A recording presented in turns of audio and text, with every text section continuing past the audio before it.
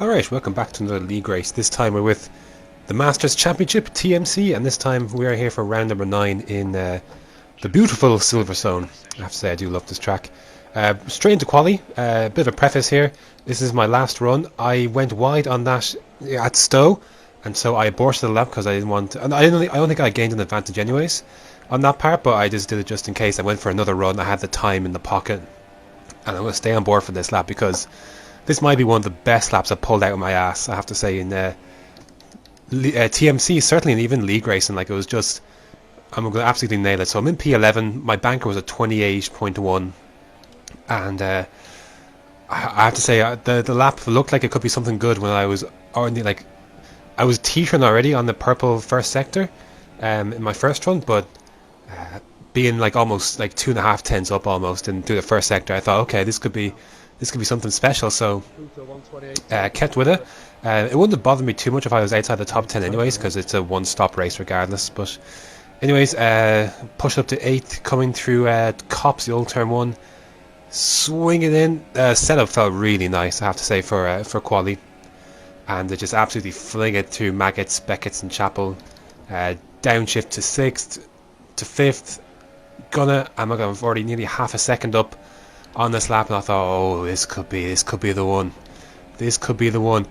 I wasn't sure if I was going to get pole, but I thought it could be a possibility. I was really feeling like this could be something, because I knew pole was like in the mid 27s, and I thought, if I'm flipping this much time up, maybe, just maybe. And so I come across the line, and it's going to be P3.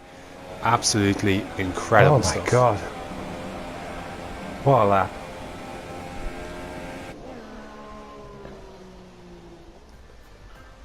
P3.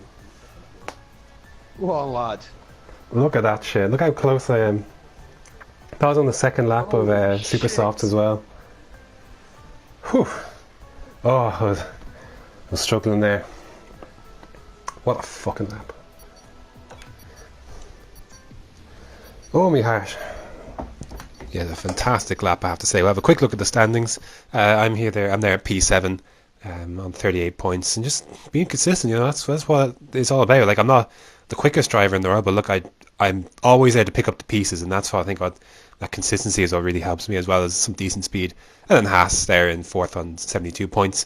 But I knew it was a really good lap, and I was so shocked to be that close to pole. Here, well, it's going to change quickly the strategy from a 2 to a 1, because there's no way you should be doing a 2-stop round here on 50%. Anyways, we'll get into what I want to say a little bit. We've got a start to worry about. 3, 4, 5 red lights. Drop it. I dropped it a little bit too hard. A bit of wheel spin, that puts me immediately under pressure from Yarham. I left him the space. We swing around. Somehow got a warning, and I thought about having a look at Paga, but I was wary of just wanted to take it easy, and I know I had Yarham up my inside, left him the space, and that move got away from me. Stuck it into Rich, and the thing was, I knew that I didn't have the raw race pace for a P3, but I had to give it everything anyways. So try and come back at Yarham into is this the Brooklands? I can't quite remember the names. Leaving the space, and I think he's going to get this one done. Just try and stick it up into Rich, and I'm in a bad place to be, like right between the two Toro Rossos, and I think about possibly having to go at Yarham at this part of the track, but it was suicide. Really messed up my entrance into Cops, ran wide, and I lost a few positions there to Poddy and AFDC. So not the best start, but look, I was still in a good position. I knew that I didn't have the pace for P3 as my qualifying pace suggested. The setup, like not the setup, how the car felt, this opening stint, absolutely horrible. Like, I just was not comfortable at all, despite knocking the ballast from 10 to 9. The back end felt slippy, and I know I had 2 quali laps on these tires, but it just felt really like I just wasn't happy at all, and it was just constantly uncomfortable. But anyways, we're going to just plow on. Lap 3, Sergeant Sway is giving me a bit of pressure, and see, this is the problem that I have. If it wasn't, to be fair, if it wasn't lap 1, it would have been maybe some other time that I was going to be falling victim, but I get a poor run out of Chapel, and this is going to leave Sergeant Sway. I didn't go defensive because he was already kind of alongside me, and so if I had gone to the right to defend the line, I possibly could have taken him out. So that's why I didn't go into defensive position. Thought about having to go back at him here, but he broke later, and was able to keep that, and I'm down to P7, and that is. Now I'm at a point where I'm not too happy about where I am, but just have to keep going. It's a long race. Lap 6, I knew Steph Lord was coming. I left him the space. I run a bit wide. I just mess up this entry into, not sure what this corner is, and this allows Steph Lord to pop through, and yeah, I mean, I'm beginning to lose positions hand over fist here, and it's bothering me slightly. So, but look, just have to keep going. You can't overreact. You just have to keep going, run your race, and plenty of time left. Lap 8, I was done with these tyres. The K-Styley behind me was catching on the softs, and I think Stevie G is behind that as well. I thought, okay, let me go for the undercut, and let's see what we can do. See if the medium, I feel any better on the mediums. The game wanted to put me on a 2-stop, which is absolutely ridiculous around this place, because you're in this pit lane for a good 36 seconds, assuming everything goes correctly. And if you have to change a wing, you're in here for 40 seconds. So there's just no way you're going to make up 36 seconds doing a 2-stop. It's just not happening. So that's why if you do a 2-stop, and an unforced 2-stop, it's just, what are you doing? Anyways, pop it to P12.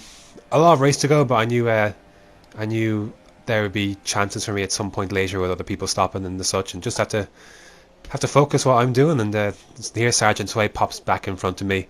I made a little bit of time on him, and he's on the soft. So I was thinking at the time, can he get those to the end?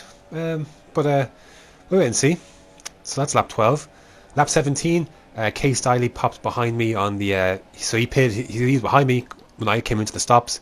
He's pitched. He's put on these super soft, and he was catching me. Paga had an off, and that's why I'm at the back of him. We'll hold off for a second. Bloody hell. What the hell was that all about? I didn't want to spend a lot of time fighting K-Styley, because I knew he was on a super soft tire and he was going to get me. But I left him the space to go up through, and he still almost, he just rams into me. I was not happy at all. Just rams into me. And I thought, and I was so lucky not to lose a wing. Anyways, he and Paga ended up coming together the next lap, and partly the reason I wanted to let him go was because I was like, okay, maybe those two can scrap, maybe stick on the back of them, and maybe there could be an accident, and I could take advantage, and that's exactly what happened. Lap 22, much later in the race. Most of the second stint for me on this race has been trying to keep Stevie G at bay. But because of the time I lost in Flippin's K-Styley almost crashed into the side of me, that basically put me into the DRS range of Stevie G, and our pace was very, very similar. It has to be said. He had 2 lap fresher mediums as well. I get this exit all wrong. Save it, but of course I lose P6 there. So I have to say though, I was really enjoying these mediums. These mediums felt so much better than the super softs, so I did enjoy that. Lap 24 though, I knew Jeff had come over the radio and told me that Stevie G had a penalty when he was behind me, so I knew all I had to do was just keep within the 3-second window. I did have no penalties in this race, and I thought you look at the map there, the top 5 are all bunched together, so I thought there's a really good opportunity for me to pounce when this race ends. And speaking of, excuse me, we're going to come across the line. I know I'm going to pick up this P6, but can I pick up any more positions? No. Yeah. P6 was just a little bit too far behind Sway, half a second. And there you go, P6. It could be more because there's some allegedly some cheating in front with Steph Lord. None of that is confirmed, but allegedly people are saying. So we'll see. It could be P5 for me yet. Look, I'll definitely take P6. I knew I never had the pace to finish P3 where I started, but P6 I'll definitely take it. I definitely looked into it a bit because like Paga and K Stiley and Yarhammer all had offs, and whether they were taken out by someone or had their own offs. And but that's it. That is Silverstone. That is round number 9. Next up is a track I don't particularly like. It is Hungary. So we'll see how we get on there.